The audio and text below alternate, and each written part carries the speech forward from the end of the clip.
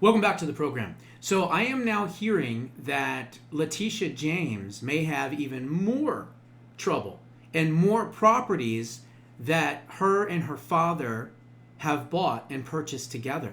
So it could not just be the ones in New York and Virginia.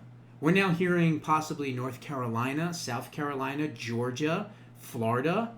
There are a ton of different properties here, okay? This woman is going down. I know that we talked about it in Full Throttle Thursday, and most people think that she's not going to be in trouble and this and that. And, look, I said and went out on a limb and said I think that she's going to be indicted. And I don't know if she's going to be convicted, but I do believe that she's going to be indicted. And I think they're building the case right now. And another reason why I think that this might be the case, well, is because of what Stephen Miller said earlier today. Mr. Miller, Letitia James says the allegations against her are nothing more than a revenge tour by the Trump administration. What's your response? My response is that Letitia James is one of the most corrupt, shameless individuals ever to hold public office.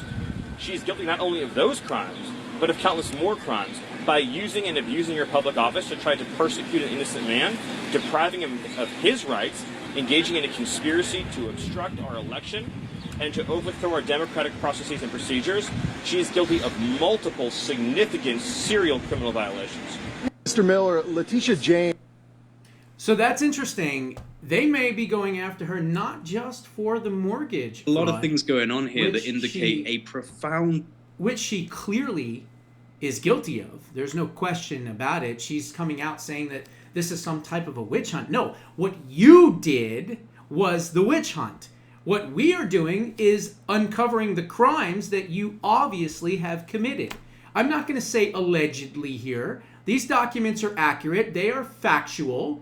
They are authentic. And they come from the banks themselves. These were not printed in some shop somewhere, in some, place where some right-leaning person's trying to frame her. No, these are legitimate contractual documents, okay? So with Stephen Miller being the deputy chief of staff to the White House, right? Susie Wallace is number one. He's number two right there with President Trump in his ear. Not to mention how much President Trump detests Letitia James. I'm going to hedge my bets that they're going to indict her. When? I don't know. Could be 60 days. Could be 90 days. Maybe sooner. I got a feeling she's going to be indicted. Put it this way, I would be shocked, literally shocked, if she wasn't. If she's not indicted in 90 days, then Pam, you need to get your ass out because you're not doing your job. But I am going to think that that she's going to be indicted. I mean, there's just too many crimes. There's too many crimes. Not to mention the conspiracy, the RICO case that maybe they're building right now that we don't know about. The fact that, prosecutorial misconduct, obstruction, election interference, you name it. They made up crimes in New York to try to, quote, get Trump. This is not over. This is just the beginning. So hold on tight. We'll see what happens. The other thing, this is just so cool. So during the whole COVID pandemic, right, let's call it what it is, they came out with a website. And at first, of course, it crashed. It didn't work, just like everything else, right? The Obamacare website crashed 2 minutes after they put it up. But their website, which was a COVID website that showed, where to go, where you can get a test, this and that, distancing, masking, all this other garbage. Well, the Trump administration has completely revamped the entire website. And now it is a criminal dossier to exactly what transpired during COVID. Folks, go to whitehouse.gov. White House, all one word, lowercase, .gov. You don't even need to put the rest of it, which says lab leak, true origins of COVID-19. You don't even need to do that. If you just go to whitehouse.gov, and let me just double check and make sure while I'm doing this live, because I'm pretty sure that's the case. Whitehouse.gov. Yep. Well, it says America is back. Wait, hang on. So let me see. Where is the other part of this? You may have to scroll down. Yeah, there it is. Okay, so you just scroll down a little bit, and you will see that it shows an entire dossier of basically the crimes that were committed against the American people and the rest of the world, for that matter, with COVID. So, pretty interesting stuff. So it's just whitehouse.gov, and then the other part of it was the true origins of COVID. You don't have to put that in. You can actually get it, I believe, just through that alone. So anyway, but I'll make it even easier for you. I'll copy the link, and I'll put it in the description so you don't have to go searching all over for it. But it breaks everything down. It goes through everything from the scientific community lying to Dr. Fauci and all the crimes that he committed. It goes through Eco Health Alliance. A lot of what was in chapter 7 of my book, Lab Leak or Wet Market, The Origins of COVID-19. And so a lot of that stuff is in there, not to mention the entire COVID-19 coronavirus task force hearing with the Republicans that they did a year or two ago, whatever it was, a 557-page document, that PDF that you could download if you really wanted to and read all of it. But this is really good because this is a gift. This is a gift to America, to humanity, to the world. Anybody can access this website, and it has nothing but truth bombs all over it, okay? So if you get a chance to peek through it, you don't have to read the 500 pages. Peek through it a little bit, you'll see what I'm talking about. Really, really awesome stuff, okay? The other thing was President Trump has had enough. Enough about this whole Kilmore is what I'm calling him. Kilmore Burrito Garcia. That's what we'll call him. Kilmore Burrito Garcia. He dropped a picture of his knuckles, okay? And his knuckles say MS-13 right on them, okay? So here you have Senator Van Hollen, or whatever the hell his name is, shaking hands with this guy, and he's literally shaking his hand with an MS-13 gang member. This is the hill. For whatever reason, this is the hill that they want to die on. I don't understand. It doesn't make any sense to me. But you know what? Wouldn't it be interesting if El Salvador goes after this senator, and he can? Bukele can go after him. It's very simple. We have a relationship since 1911 with El Salvador. And guess what? We have extradition. So yes, El Salvador's president could issue an arrest warrant in the United States for aiding and abetting an MS-13 gang member, okay? And because of our extradition treaty, technically could ask for Van Hollen to face charges in El Salvador. That would be the best thing possible. Absolutely the best thing possible. Is it ballsy? Yeah, it is. But it should be done. I mean, at the minimum, you could do the Logan Act, but not necessarily, because the Logan Act, no one's ever been convicted of it. One person's been charged in the 1800s, and no one's ever been convicted of it. I don't even think Paul Manafort was convicted of that crime. I think he was convicted of other garbage crimes, but not even that one. So that one is like, you know, no one ever is criminally charged with it. But because of our extradition treaty, he is aiding and abetting a known gang member, a known terrorist organization gang member.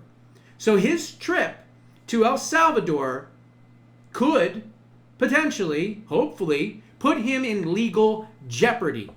And all Bukele would need to do is make a quick phone call to President Trump.